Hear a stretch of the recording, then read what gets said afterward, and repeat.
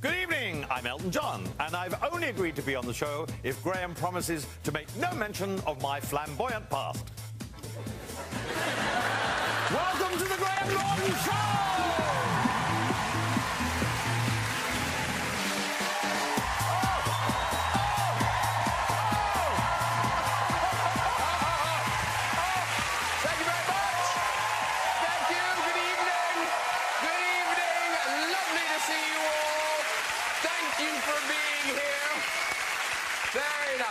Now, of course, the big news this week, there's been an agreement on how to work out the divorce bill.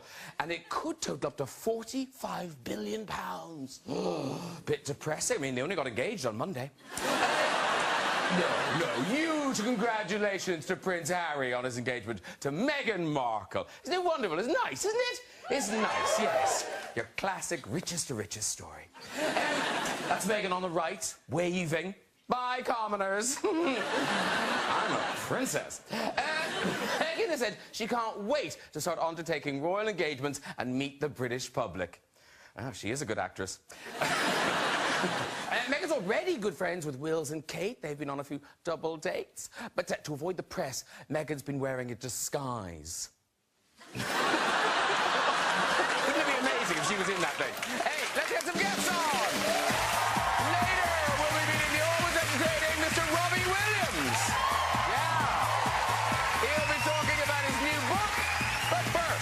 She has sold over 42 million albums, won 3 Grammys, and is simply one of the coolest pop stars on the planet. Please welcome Pink! Yes! You're actually Pink! Hey! Hello, darling. Lovely. Welcome back! Thank you. It's Pink, everybody! He's a writer or actor, comedian, academic. Is there anything this man can't do? Please welcome Mr. Stephen Fry! That's a great mountain from the slip. She's the British actress who starred in Education, Drive, The Great Gatsby and Suffragette. It's always a pleasure to welcome Carey Mulligan. Hello, my dear. Lovely to see you. Have a seat, Carey Mulligan. And he's here to celebrate an extraordinary 50 years in the music business with his ultimate greatest hits collection, Diamonds. Please welcome a true music legend, Sir Elton John!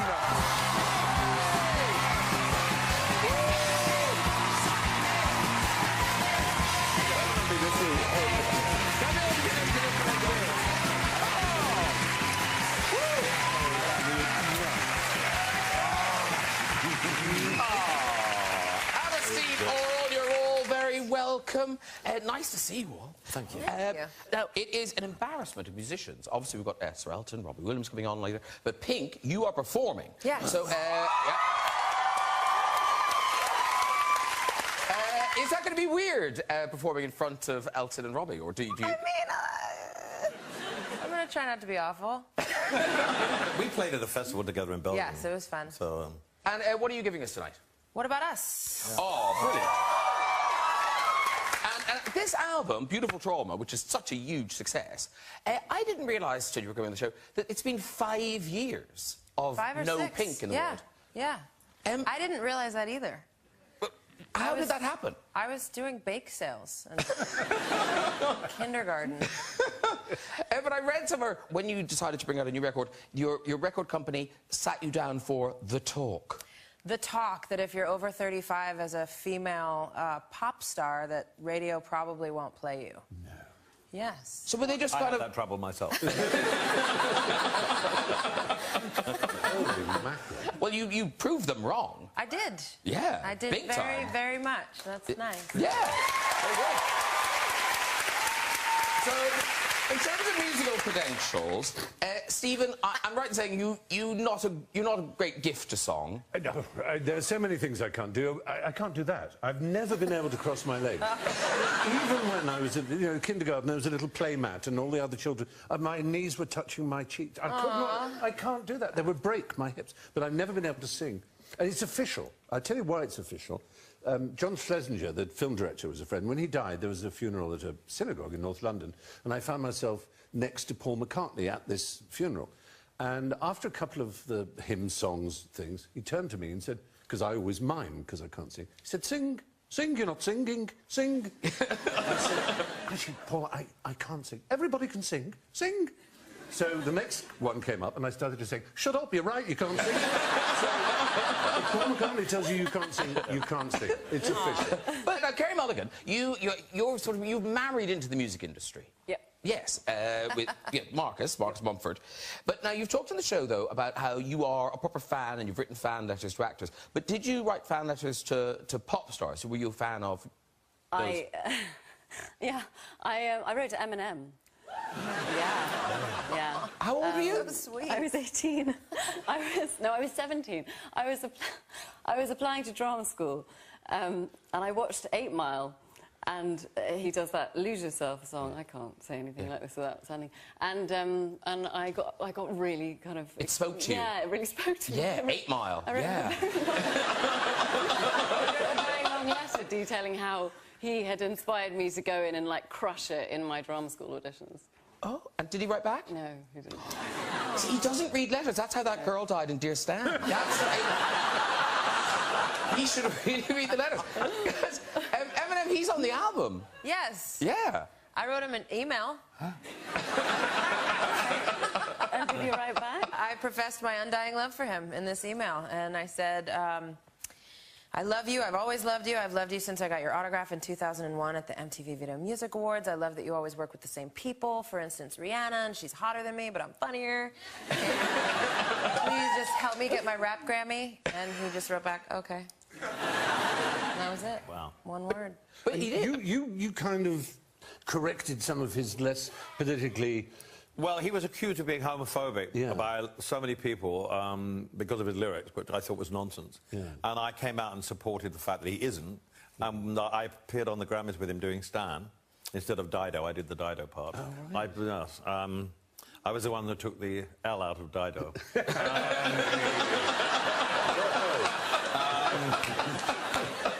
And we became friends, and we've been amazing friends ever since. Yeah. He's an amazing guy. I spoke to him last week. I interviewed him last week for a magazine. Really? And I just adore him. Yeah. I do too. He's quite a poet, isn't he? Oh, am I allowed to say what's in your house? Oh, yes, for my marriage. When David and I did our civil partnership, I got this package from Eminem, and shows you how homophobic he isn't. We had 2 diamond-encrusted cock rings on velvet cushions. For the men who have everything. Yes, exactly. And I have to say they have remained unused. Well,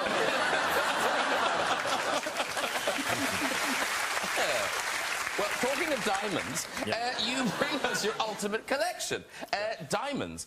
And this is out now, and it really is fantastic. It is the definitive collection of your work. It's, what is it? I think it's nearly 50 tracks. Right. And you know this, right? Have you seen this before? I have, Colour movement, yes. And why diamonds? Just... I chose the title because I didn't want it to be called Greatest Hits Volumes 3, 4 or whatever, because it's boring. And I just, you know, I've always liked diamonds, and I've always worn diamond. And I just thought diamonds is what the world needs at the moment, or for me anyway. So it's a cheerful title. And you, very kindly, or someone, has put together a kind of a montage of some of your career, and this is it. Yes, I do.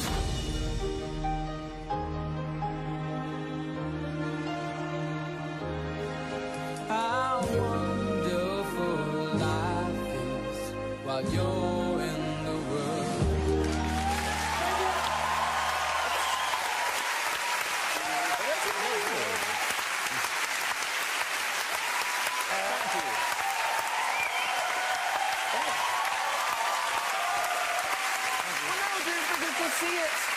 To see it kind of Reader Digest it like that, it's so amazing. And it brings back so many memories for all of us. I can't imagine without just your head watching that.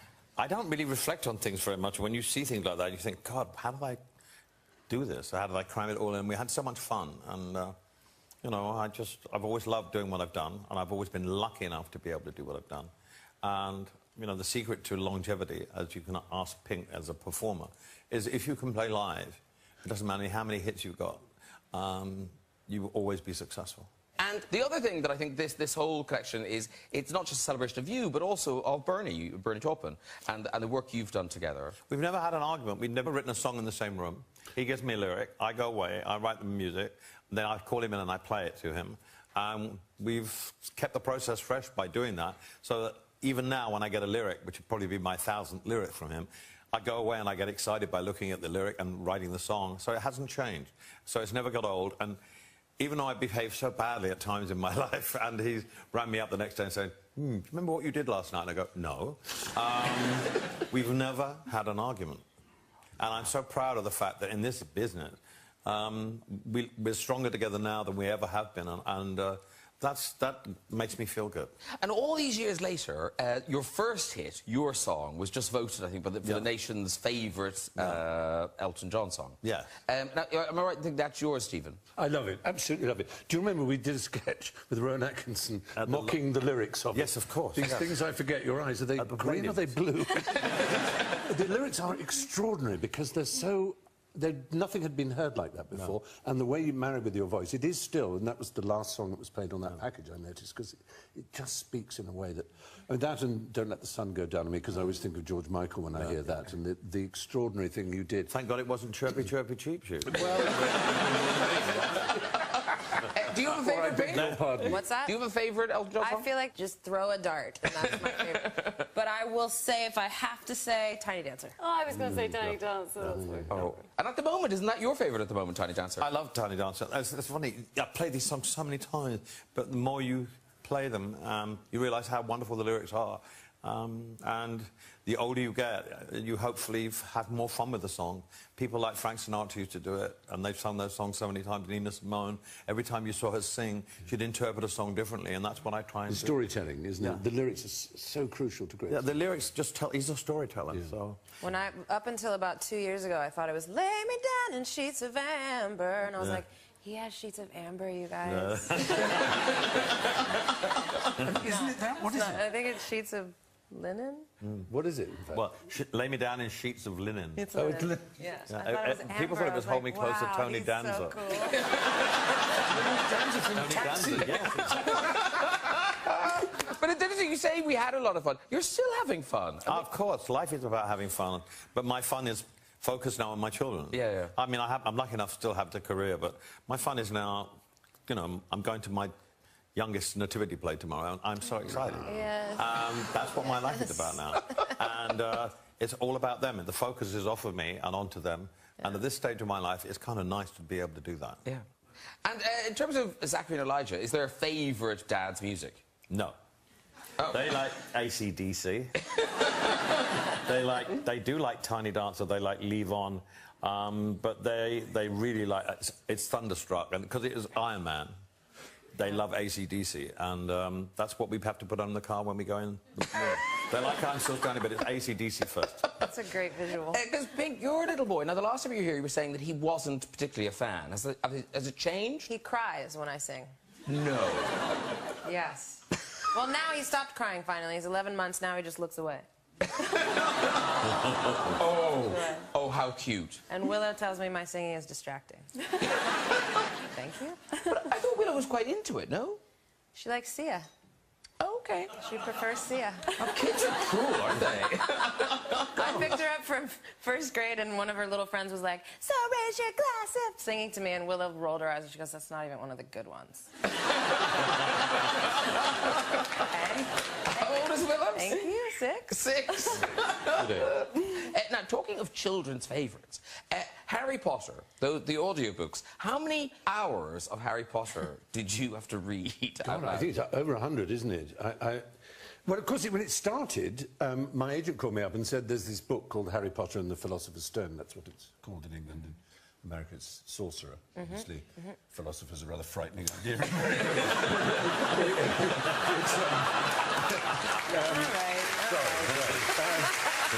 Anyway, it was a book, and so I read it, and there was this boy, and apparently he was a wizard, and I met the author, who's called Jo Rowling, and she was really nice, and we read the book, and she said, "Oh, I've actually... There's another one. There's a second one I've written. I said, good for you!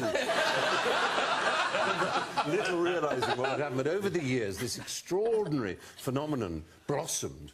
There was a... And I loved reading them. Occasionally, people... There was a man stopped me in the street not long ago, and he shouted across the street, "My children go to bed with you!" Please rephrase that. Carey Mulligan's film is Mudbound. Now, this film, it's currently available on Netflix. It's streaming now, but it has had the most incredible reviews, and there's kind of a lot of awards buzz about it. So, whet their appetite. What is it about? It's about a really interesting period of history that I didn't know very much about. So it's post-Second World War, pre-civil rights. So it's about two families living on the same land and two soldiers coming home from the war. One is white and one is black. And the battalions were all segregated. So, so black soldiers were going over and fighting for their country, but then coming home to a segregated society. So it's kind of about that, but it's a family drama within that. So it's about these two soldiers who become friends. In Mississippi? In Mississippi, yeah. It's the mud state, isn't it? Yeah, very. We were filming outside in Louisiana, filming outside of New Orleans. It's very hot, very muddy, lots of mosquitoes, and extraordinarily, we had a snake wrangler on set, and his only job was to go around the set and clear the deadly snakes that were trying to kill us. So he would go around and sort of pocket these snakes and then put them in a bucket in the back of his van. What kind of snakes? The very dangerous ones, apparently. I mean, I didn't get into... I don't know the species. Species? I've just taken Dana. Yeah. The species of the snakes, I'm not entirely... but needless to say, they were trying to kill us, and he saved us all. We've got a little clip. This is you. Basically, so things start well, and then it's all going great, and then we move to the mud. And things go wrong. Things go... And this is you begging your husband not to make a bad situation even worse. But I'm telling you now, we are not getting rid of that piano. It's the one civilized thing in this place. So your father can either sleep in the lean-to, or he can sleep in the bed with you, because I'm not staying here without my piano. You know what? You're overtired. No, I'm not. And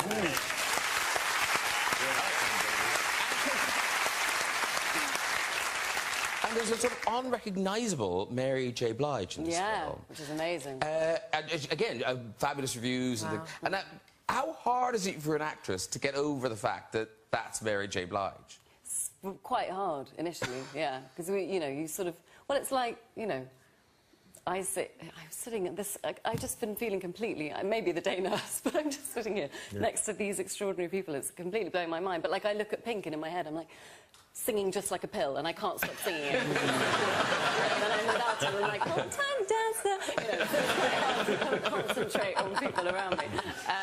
So with Mary, that was going on in my head for the first couple of days, and then she became this character, and then it was just, she was a totally different person. Because, Pink, I know you wanted to work with Major Blige. I did. Yeah. She's one of the first people I ever approached. I walked into her trailer a long time ago on my first album, and I said, "Would you work with me?" And she looked at me and said, "No." And I was like, "Cool, I love you. I love you so much. Bye." But I respected it. I like when people are honest. Rather than, "Yeah, call me." Yeah. So I liked it. Because, Elton, you've made a few forays into film. You were just in a big British hit, The Kingsman, The Golden Circle. Yes, I didn't know what I was letting myself in for, but I enjoyed it. I didn't think I was going to enjoy it because I don't like doing music videos. In fact, I stopped doing them years ago because a lot of hanging around backstage and I get bored. But actually, I had incredible fun. But my scenes were with Colin Firth and Julianne Moore. So it was pretty fantastic. And let's not forget your marvellous work in one of the most successful British films of all time. That film is Spice World. Oh. Yes, there you are, doing your cameo. Yeah. Do you have any memory of that day at all? It was done at the BBC, that's all. Because that's all I can remember. In the BBC lobby, I think. I'm pretty sure I was in that film as well. Yeah, you were. I played a judge or something. Yeah. I remember.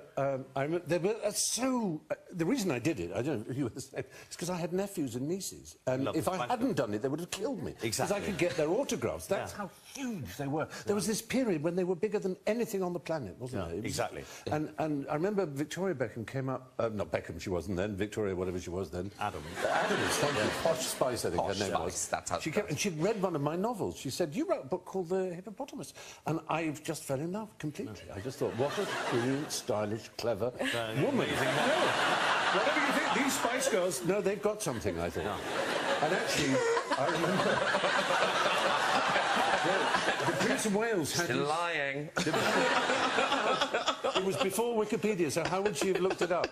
But there was the 50th... there was a special show for the 50th birthday of the Prince of Wales, Prince Charles, and they were on it, and I was emceeing it, or whatever it was, hosting it, and there was a line-up afterwards.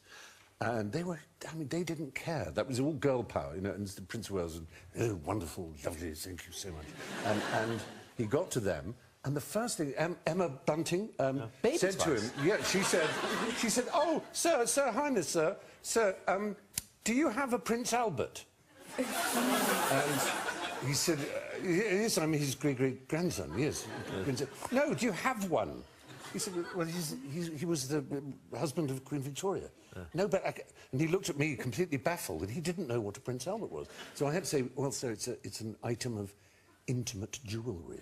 He said, what do you mean? I said, no, further south. He said, is it called a Prince Albert? I said, yes. And he was like, oh, my heavens, he had to have a lie down, I think. I admired the spunk, as it were, you know, how an Australian would put it, you know, to... It's an icebreaker. Yeah, to ask him... I think we have a picture of the moment he met them. There he is. Oh, that's me in the background. Yes, everyone seems very distracted by Jerry. Prince Charles is just pointing at her absent-mindedly. Do you know, he did tell me, I think it's OK to repeat this, but Prince of Wales did tell me once that the best piece of advice his father had ever given him, he said, when you're doing a photograph and you're doing a line-up and there are women, always look only into their eyes. Don't for a second let your eyes drop to their chest, because that's when the photograph goes on. Yeah. And if you look, he's not looking down. All the rest of us, even us gay boys, are looking at him. He is very smartly listening to his father's advice. Now, Stephen Fry has a book. He's got a book out. I know he has. Yes. Oh, bless. I've got it here. It's in called... your cupboard. It is in my cupboard, my capacious cupboard. Mythos. Now, this is Greek myths retold. And it's one of the things... When you go through this book, you realise that actually we know... I think people think we don't know these stories, but actually, when you see all the names, they're all things they're deep within the DNA, as it were, of our culture, aren't they? I mean, I remember when the internet started, I remember thinking it was the most magnificent thing that had ever happened in human history. It was even greater than printing. It would bring us all together. And it reminded me of Pandora, who was the gods made this woman, the first woman, and it means all gifted in Greek, Pandora. And they sent her down with this box. And she arrived and she had all the gifts and she was perfect and everyone fell in love with her. But she couldn't help but open this box and things flew out of the box. Now, that was the internet. I thought it was perfect. I thought it was going to break down barriers. We would all understand each other. Everything would be love and knowledge and tolerance and a genuine empathy. All the national barriers would break down. Instead of which, like Pandora's box, out flew all the ills of the world. You know, in the case of Pandora, it was starvation and murder and lies and hatred and intolerance, and all these things flew out, and these pests settled in the world. And that's the terror of the internet. It seemed to happen. It was going to be so great. And what went wrong? It was a Pandora's box. Yeah. But it's interesting because all these stories, they warn us of all these dangers. And they're great stories. And they all have a moral in the end. Yeah. And these are such old stories. And yet what you're saying sort of means we have learned nothing from them. Absolutely squid. Yeah, nothing. And not to be...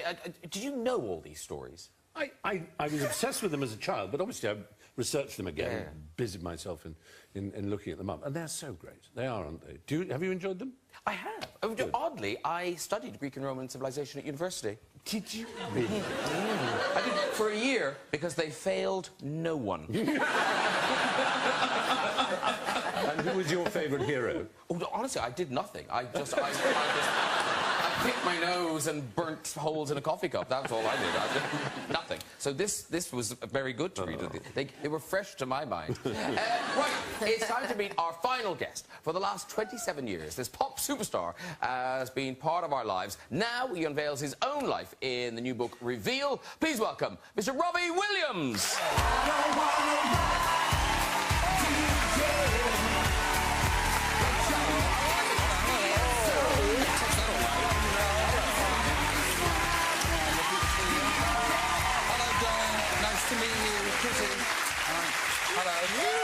Hi, man. Hi, everybody. You want to sit down? Wow. Hello. I've got a book. Yes, oh, yes, you do. You do.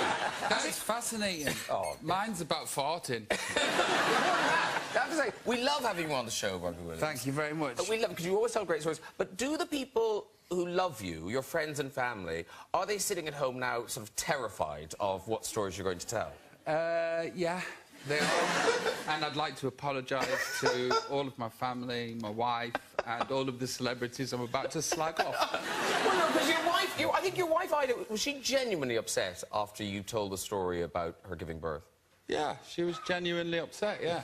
Because I said at the birth of our first child, Teddy, I said that because I was in the delivery room and the head was coming through, and it reminded me, well, I thought it was like my favourite pub burning down.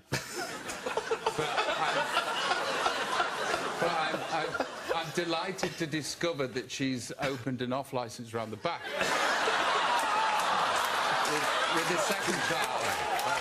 Oh, it's going to be a quiet Christmas at the Williams house.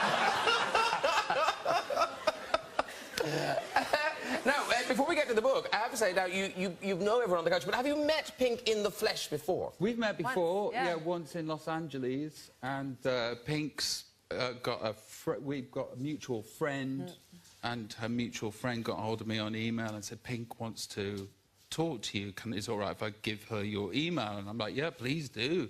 Very excited to find out what Pink wants. And then you sent an email back, and it was sort of like, I'm not making Edna Taylor this, I don't understand it at all. And there was like several emails before you were like, wait, are you Robbie the chef? No, I'm Robbie the Williams. What were you saying to him? I think I was asking him about salmon. I don't know. I tried my best to answer. Yeah, but we laughed. We did. Now, the book, Reveal, here it is. Yeah. By Chris Heath, who obviously spent an awful lot of time with you and had access to kind of your life. And yeah. This is so you, because a lot of these books can feel a bit guarded, a bit filtered, and this doesn't. No, it's not. No, it really isn't. And actually, what's really nice is that Chris Heath kind of puts in the book, you know, after he'll listen to you and I talking, and I said to them, is it okay to put this in the book? Yeah. And you say yes. Yeah, fire I think the problem is that I don't proofread them. So if I'd have proofread it, if I'd have read it at all, I'd have known, I'd have gone, oh, no, God, they can't know that about me. That makes me an awful person. But all the awful stuff is in there, and hopefully interesting bits, and I hope to make you laugh. But... And they are amazing stories, but obviously they're not... You're not the only person in the book. Did you contact other people? Like, for instance, Jerry Halliwell, did you ring her and say, is it OK if I put that story about? No, I haven't done that. No, she doesn't come out of it badly. It's just... She doesn't come out of it badly. No, so no. You were dating at the time? Well, we were dating. We were friends, and, you know... And I used to have this flat in Notting Hill, and the window was quite public. It was quite a public flat, and I'd be watching the TV, and a bus would pull up, and it'd be the top deck, and they'd just be like watching Robbie Williams watch the television every 20 minutes. And that particular evening, Jerry was around at the flat, and I don't know how, but 20 to 25 paparazzi were outside. And they were letting the flashlights go off like this, trying to get us to come to the window. And I thought, I'm going to phone the police and see what my rights are. I don't want to bother the police, but I'd like to know, because this is weird. And the policeman came around, and I said, I'm really sorry to get you round, mate. I don't want to be a hindrance, but I've got all of these paparazzi, and I just want to know what my rights are. And the policeman goes, can I stop you? And I said, yeah. And he said, when you start out in your career, that's when you want the press, isn't it? But then when the press wants something from you, you don't like that, do you? And I'm thinking, oh, no. And I've got a policeman in my house and a Jerry Halliwell hiding in the cupboard right next to the policeman while he's having this conversation. And I'm like, oh, no, I've just got to get him out because I don't want to be told off, you know. And I'm like, oh, yeah, thanks, mate. Thanks for coming round. You're right, I'm sorry. Doff the cap off. He went. And I'm like, oh, Jerry, we can't do anything about the paparazzi and we should get out of here. And I had the genius idea to put her in a holdall. A very small person. And I literally put her in this duffel bag and put her over my shoulder. And like the paparazzi are all taking pictures. And I'm like, hi, guys. She had a car and I put her in the boot of a car. Right? Which is funny.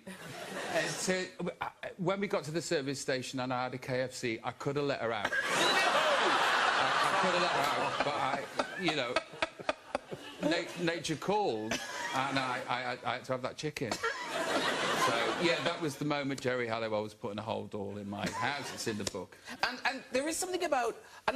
And you know, you guys have probably done this too, that rock star bad behaviour, that I don't know what it is about rock stars. Like, you know, have you ever done the television out the window?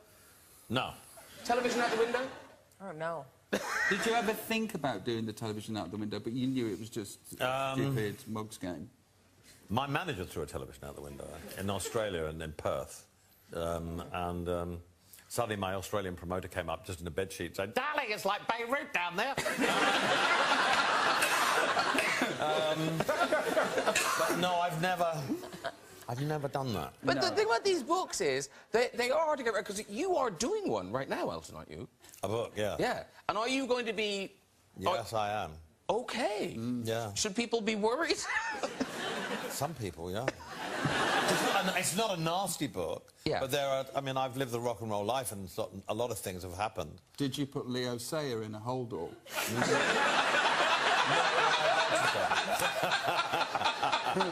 He'd be perfect. Hop in, Leo. You make me feel And Carey Mulligan, you will... Well, I doubt you'd write an autobiography, would you? No, no. I mean, because you don't even tell people what you do for a living. No, I can't handle the disappointment.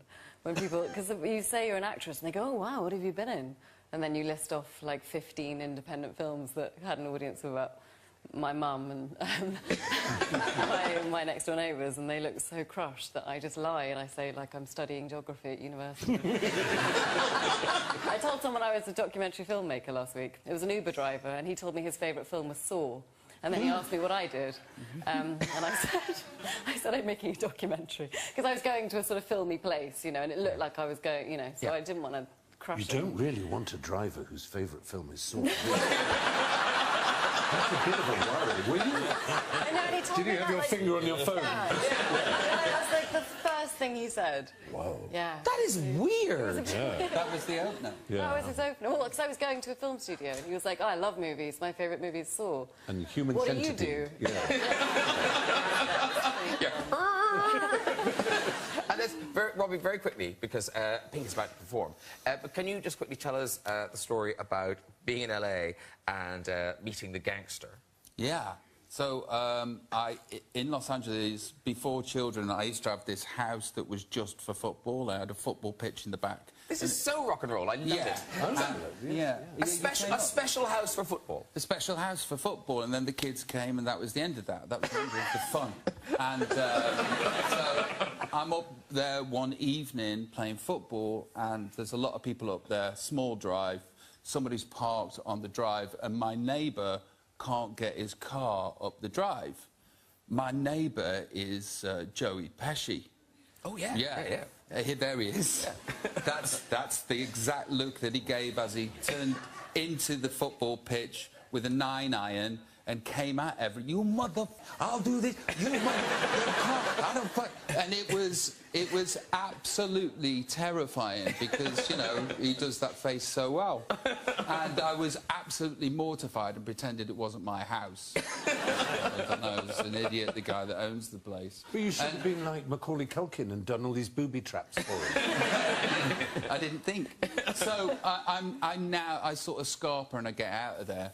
And the next day I hastily arrange a sign that says no parking, and I stick it down so everybody knows, including Mr. Joey Pesci, sorry, mate, that, you know, that I was doing something to stop this from happening. That evening, I went to an Italian restaurant, and the guy came over to me, and he went, "Hey, I really like what you did for Joey."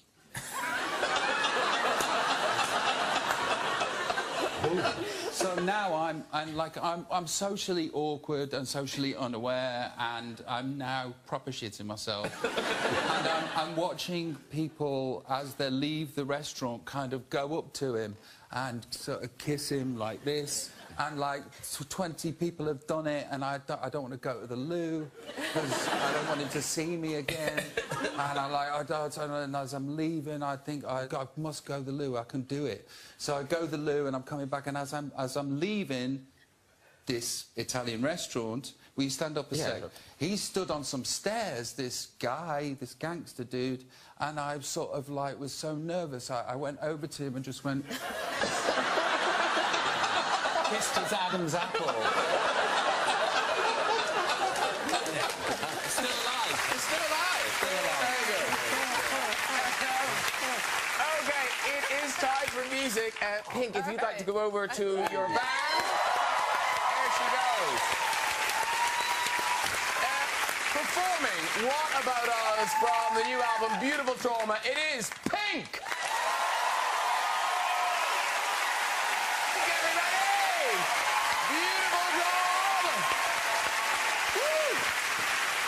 Nailed it! Nailed it! Come back and join us, dude. There she is. Great job. Very quickly, Pink, I totally forgot to mention earlier, you at the AMAs, the American Music Awards, I don't know if you saw this. Became a stunt woman. Yes! So, you're hanging, how many that's you in the That's purple me, there. that little ant. How many floors up are you there? I don't know how many floors. I was 200 feet. Wow, we've got a close-up of you. It is really But the you. best part was the people inside the rooms. So it's a hotel? Yes. And people were in their rooms? They were just like... And were you singing live? Yes, I was. What possessed you? Oh, I don't know. I was terrified. Were you? I'm glad you were scared, because it'd be weird if you weren't. I don't need to do that again. No. Check. Yeah. But you have become fond of the aerial work. I do. I love it. It's fun. Weren't you once pulled... Didn't you have an accident once where you were pulled I off did. stage? I remember seeing Into that. a barricade. That's right. It was the first time I've ever impressed my husband. Because he's a Yeah. stunt driver and everything. He's like, finally, a real crash. He shares the name That's with fine. Carey, doesn't he? I know. He's a Carey as well. He got beat up for having that name. Oh, really? Well, that's a happy story. He thinks... Even laughing. No, because everyone said it was a girl's name. Yeah, it's kind of unisex, right? I think so. Cary Grant, Yeah, but well, he didn't have the E. He didn't have the E. Good no, point, true. yeah. Good We point. could talk about this a long time, but let's not. Normally, I feel bad leaving the couch to go to the red chair, but no, this is good. So, let's go from visit to the big red chair. Who's there? Hello. Hello. Hi, what's your name? Hamish. Hamish, lovely. Where are you from, Hamish? Herefordshire. Okay. And do you work in Herefordshire? No, so I'm now living in London. I'm training to be a theatre director. Oh, right. Wow. It's training to be one. Not one yet, but soon. Do you graduate? I graduate summer of 2018. Okay. So, Then he'll be ready. Yeah. Okay, Hamish, off you go with your story. so I was on a family holiday at Centre Parks, and we were racing down the rapids that they have there. And I saw my dad up ahead of me, so I thought to slow him down, I'll kind of stealthily sneak up on him and pull down his swimming trunks to slow him down and overtake. So I did exactly that, snuck up on him, pulled down his swimming trunks, and he turns around, and it's not my dad. It's... and I have no idea what to do. I'm staring at him, so I just slowly start to slide them back. I give him a little pat. You can walk, Henry. You can walk. Yeah. I wondered who that was. Yeah. I rather enjoyed it. Have we loaded the chair? Oh, we have. Why, hello.